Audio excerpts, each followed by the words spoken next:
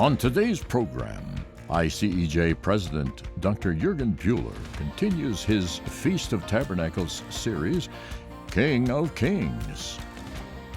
Canadian National Executive Director Donna Holbrook speaks with Deputy Consul General of Israel to Toronto, Shani Azulai, about her role in the consulate. The Pioneers of Christian Zionism series continues with Dr. Moeller Callis speaking about Arthur Balfour, the architect of the Balfour Declaration.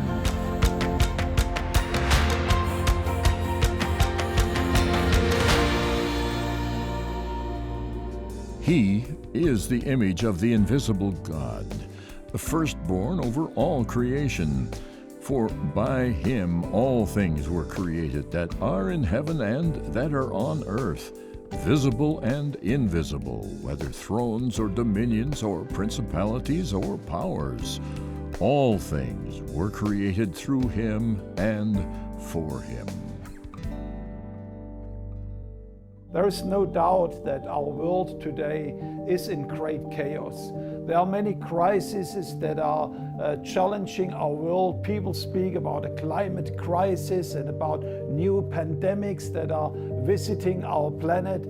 They speak about a decay of moral values all around the world, a dissociation of Christian values, but also there's great confusion today about gender identity, what confines a man or a woman. So it is a world that has many challenges with it, and many Christians also have given up hope in the time in which we are living in. I'm reminded on the text of Psalm chapter 2, where the psalmist writes the following. He says, "Why do the nations rage and the people plot in vain?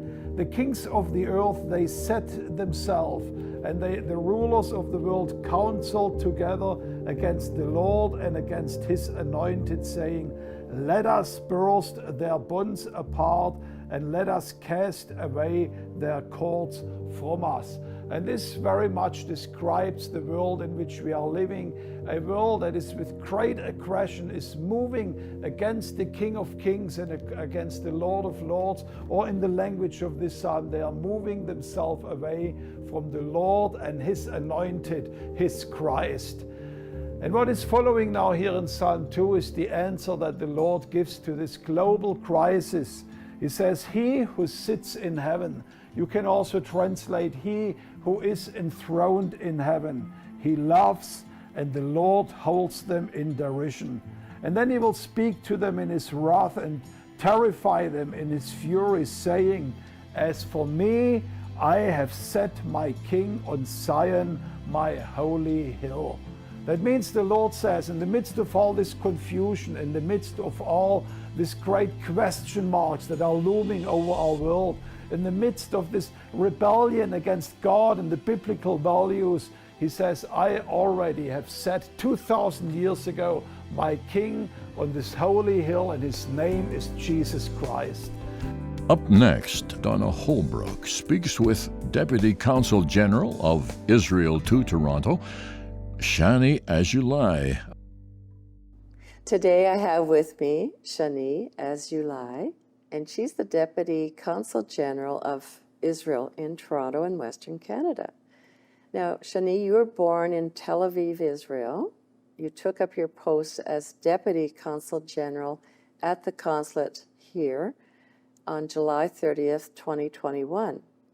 You followed the role and a 5-year term of Nissan Amdor, the husband of former Consul General Galit Baron. You joined Israel's Ministry of Foreign Affairs in 2018, and your first international post was as a Deputy Ambassador to Belgium and Luxembourg in 2019-2021. Prior to that position, you worked at the Israeli mission to the United Nations in New York in 2017-18. Shani served in the Israel Defense Forces from 2006-2008 and holds a bachelor degree in international relations, communications, and journalism from the Hebrew University in Jerusalem. So let's go back. You worked at the Israeli mission to the United Nations in New York. Tell us about this experience. Okay, so thank you, first of all, Donna. I'm very happy to be here with you today. So I feel like this is a good question because for me it was kind of my first encounter with the diplomatic world. I was not a diplomat yet, but I studied international relations, as you said, and this was a chance to get like front ticket seat for the Israeli diplomacy.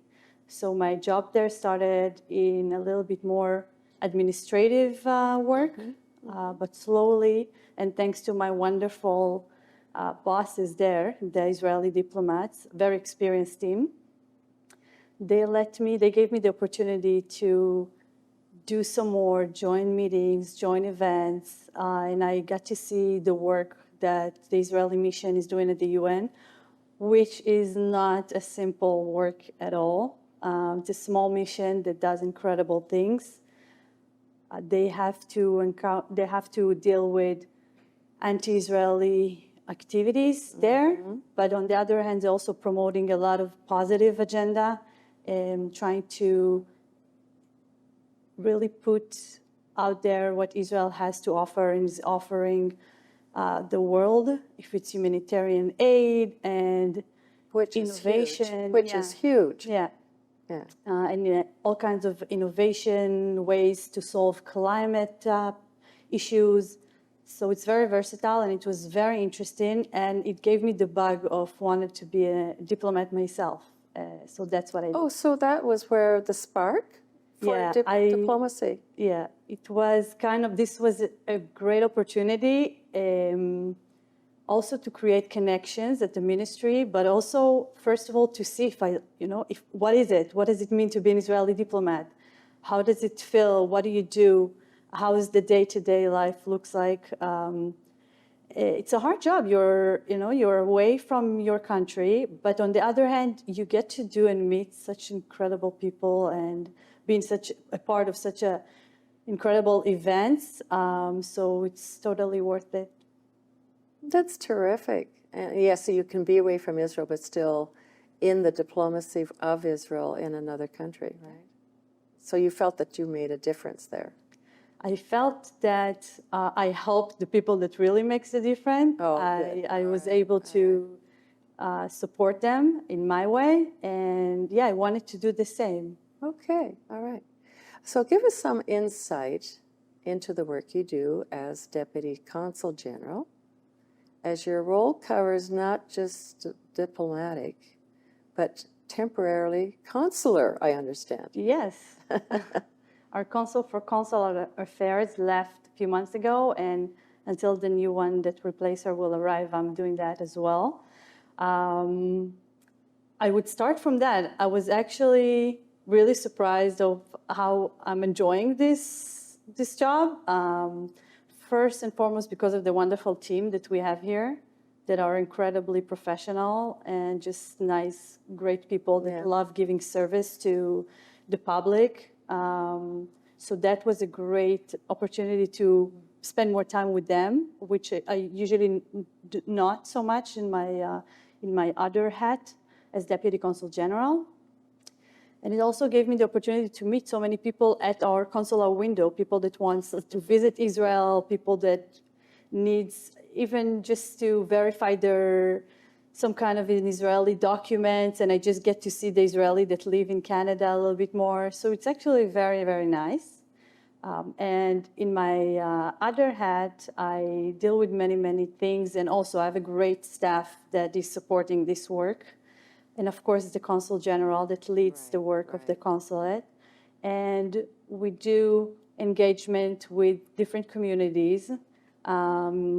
We do we try to bring as much Israeli culture as possible here to Canada. We work on social media. We're trying to bring Israel also to the Canadian people through social media and expose a little bit of what's going on. We also I follow you. I follow Yeah, you. thank Yes. you. Yeah, I encourage everyone to follow us at Israel in Toronto. We're also working a lot to strengthen the economic ties between Israel and Canada. And yeah, so many other things. We have great connection with the provincial government here. Okay, yes. From Ontario all Right. through Western Canada.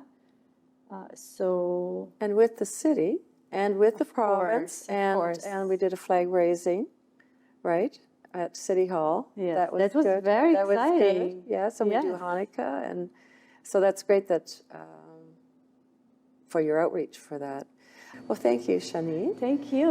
And we look forward to the years that we have together here and your role. Me too. And in Thank our you very much communities. for everything, Donna. Okay, thank you. We are in Capernaum for the 42nd Feast of Tabernacles with the ICEJ, and we are here with all the nations. We have 2,000 pilgrims here. We had opening night on the Galilee. It was sensational. And our brothers or sisters are here. They're having a wonderful time, some for the first time and some for return trips, and many Canadians. So I would wish that you could come and have your experience during the Feast of Tabernacles, being in the land, being where we're in the ministry of Jesus right here, where 70% of his ministry was done. If you haven't been here, that you will come with us and partake. Thank you. Romans chapter 11, verses 25 through 27. For I do not desire, brethren, that you should be ignorant of this mystery, lest you should be wise in your own opinion, that blindness, in part, has happened to Israel, until the fullness of the Gentiles has come in. And so all Israel will be saved, as it is written, the deliverer will come out of Zion, and he will turn away ungodliness from Jacob. For this is my covenant with them, when I take away their sins. The restoration of the nation of Israel is one of the greatest miracles of our time. For many centuries, Christians foresaw through biblical promises this exciting event. They spoke, wrote, and taught about this future restoration. Today, they're called Christian Zionists. This is their story. Christian Zionism is usually associated with the ICEJ or similar organizations that started operating in the 1980s. But in fact, sympathy for the Jewish people can be found among Christians much, much earlier. They believed in the biblically promised restoration of Israel already generations before the Jewish state was even established. Lord Arthur Balfour was a British conservative politician of early 20th century. He had served as Prime Minister and later as Minister of Foreign Affairs in the British government. He was a devout Christian, and his sympathy for the Jewish national movement, also known as Zionism, was influenced by his knowledge of the Bible and his personal lifelong interest in the people of the book. In 1917, on behalf of the British government, he issued the so-called Balfour Declaration. It was the first official policy statement recognizing the historic right of the Jewish people to their ancient homeland. It was later confirmed at the San Remo Conference, and so it became part of international law. It was one of the important steps in the process of establishing the Jewish state as a legitimate member of the family of nations. I believe that there is a lesson for us today. Lord Balfour lived at a time of a major paradigm shift in the world. In fact, important historical events which helped shape the entire 20th century took place almost at the same time, within a few days at the beginning of November 1917. The Allied forces defeated the Ottoman army at Beersheba, opening the way to the liberation of Jerusalem after 19 centuries of foreign rule. The Balfour Declaration provided the legal framework for the emergence of the Jewish state. And the Bolshevik Revolution started in Russia, ushering in the era of totalitarian regimes which claimed millions of lives. The world after the big war was very different from the world people had known before. And also today, We have the COVID pandemic, fast development of new technologies, and the emergence of bizarre ideologies which threaten freedom of speech and religion. All these factors are quickly changing the world as we used to know it. At such a time of confusion, it is important to stand firmly by biblical truths, which includes recognizing the hand of God in the restoration of Israel, and, like Arthur Balfour, do all we can to defend Israel's right to exist as a Jewish democratic state.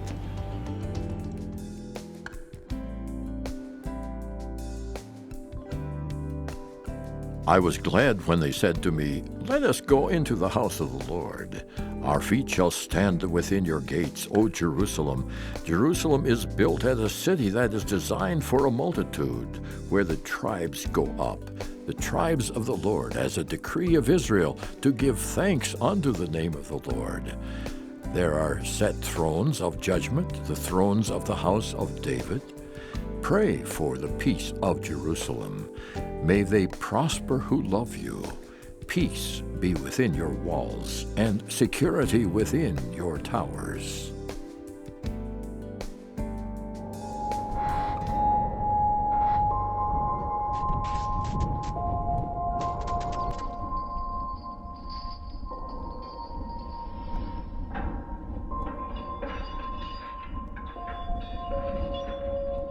In a time where anti-Semitism is on the rise again, it is important, now more than ever, to remember those who perished in the Holocaust, so that history does not repeat itself.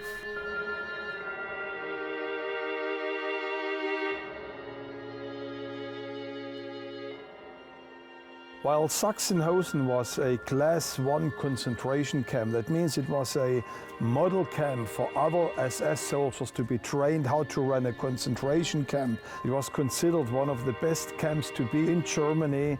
It still was a killing machine.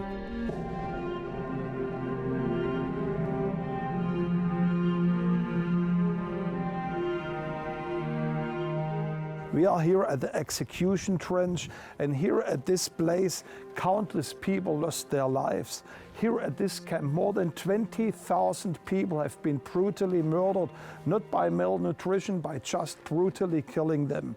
So this was hell on earth.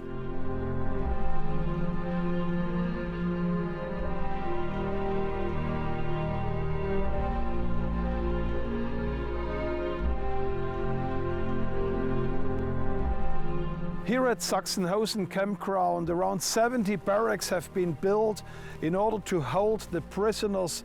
Each of the barracks was designed to hold around 100 prisoners. But the reality was, and this is what we gather from SS reports, that in each of those barracks could hold up to 400 people, so that the entire concentration camp at sometimes could host more than 30,000 prisoners. The life on these concentration camps was in particular difficult. Those green areas were not recreation areas, but these were punishment areas, where people in their barracks sometimes were called out for special punishment. And also here at the camp, the work was incredibly harsh. It was specifically designed to kill people.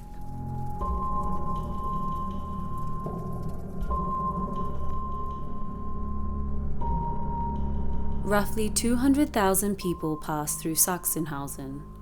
While some were transferred to other concentration camps, it is estimated that 30,000 to 50,000 people died here.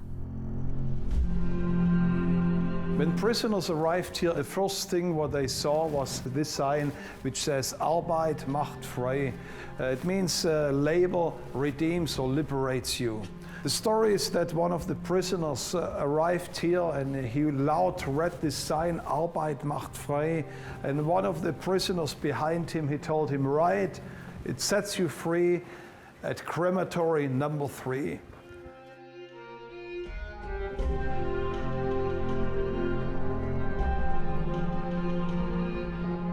As we are standing here at Sachsenhausen concentration camp, it teaches us a lesson that we need to make sure that history will not repeat itself.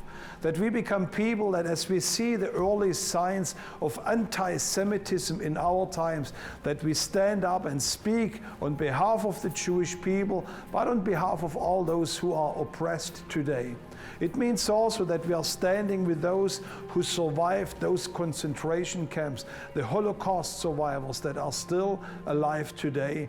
It carries a lesson for each one of us that we stand up for righteousness, for justice, and on behalf of the Jewish people. We are here at Sachsenhausen concentration camps, one of the first camps in Germany that was built by Adolf Hitler. The first people that ended up in camps like this were people who politically opposed Adolf Hitler, or pastors who from their pulpits preached against the new Nazi regime that was emerging in Germany. During the time of Nazi Germany, there were different types of Christians here in the land. There were those who were the bystanders, the silent majority, those in a way who empowered Adolf Hitler to do what he was doing because they never spoke up. Another group, they very deliberately aligned themselves with Adolf Hitler. They were called the German Christians. They endorsed Nazi ideology, but then there were also those who belonged to what was called the confessing church, Christians who took a bold stand here in this land and who stood up for their biblical principles in a time of darkness. One of those leaders was Dietrich Bonhoeffer. He was known as one of the founders of the Confessing Church, a group of believers that saw themselves as Christians first and then only as Germans. They always insisted that our Christian identity in Christ Jesus need to override our national identity. And because of this approach, many of them were persecuted and many of them ended up in concentration camps like this. Another prominent figure that was standing up against Adolf Hitler's Nazi regime is Pastor Martin Niemöller. Martin Niemöller has a very unique story that in the beginning of Adolf Hitler's rise to power, he actually aligned himself with Adolf Hitler and he felt he was the right man to lead Germany. But very quickly he found out that Hitler would be a man who was leading Germany into destruction, and he started to use his pulpit to speak up against the evil regime of Adolf Hitler. Martin Niemöller was a very well-known figure in Germany. He was a known submarine commander in World War I. He was a national hero for many people. That means he was a very prominent person. Many people looked up to him. So when the SS came and picked him up, Adolf Hitler made sure that this man came into a special confinement, and this is exactly where we are standing here in Sachsenhausen. This block was a solitary confinement area for special prisoners. Pastor Niemöller was called the prisoner of Adolf Hitler. So he was here in a solitary cell, and the people who were in the other side of the camp, where thousands and thousands of other prisoners were, they were never able to see and even know that Martin Niemöller was here in prison camp.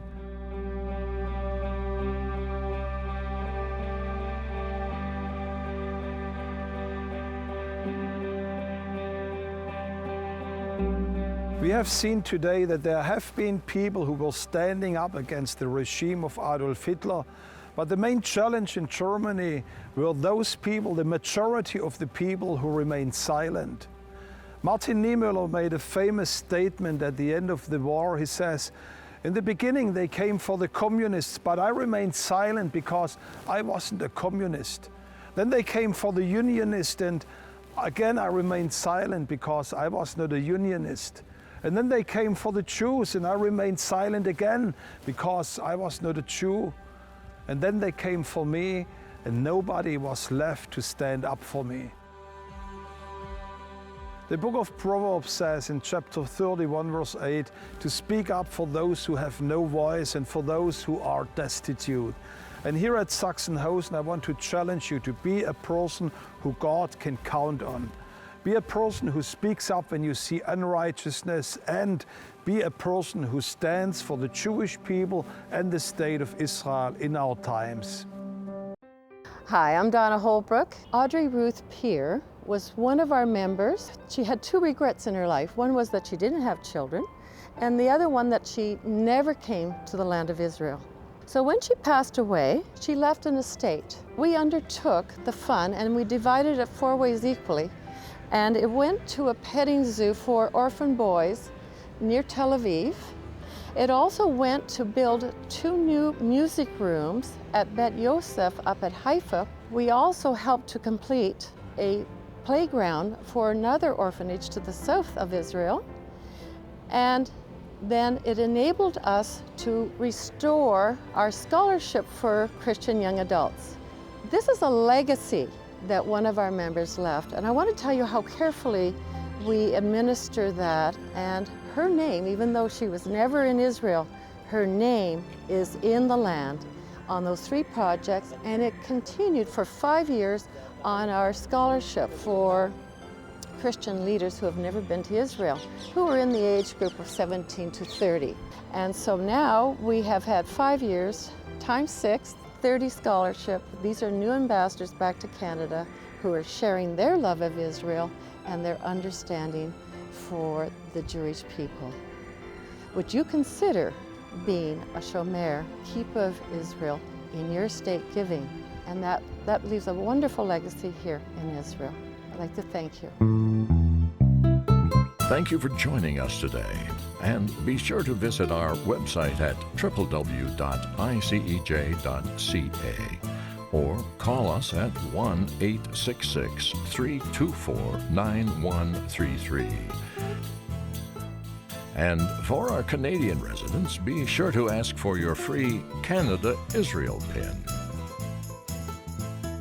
Through your contributions to ICEJ Canada, you can participate by giving to Haifa Home for Holocaust Survivors, Women at Risk Red Carpet Project, Operation Life Shield Bomb-Proof Shelters, Mentoring Programs, Aliyah Support, Children's Projects, Israel in Crisis, Israel Aid, Magan David Adam Emergency Services, Christian Friends of Yad Vashem, Scholarships for Young Adult Leaders, ICEJ Canada Media Fund, Gift Estate Securities Fund.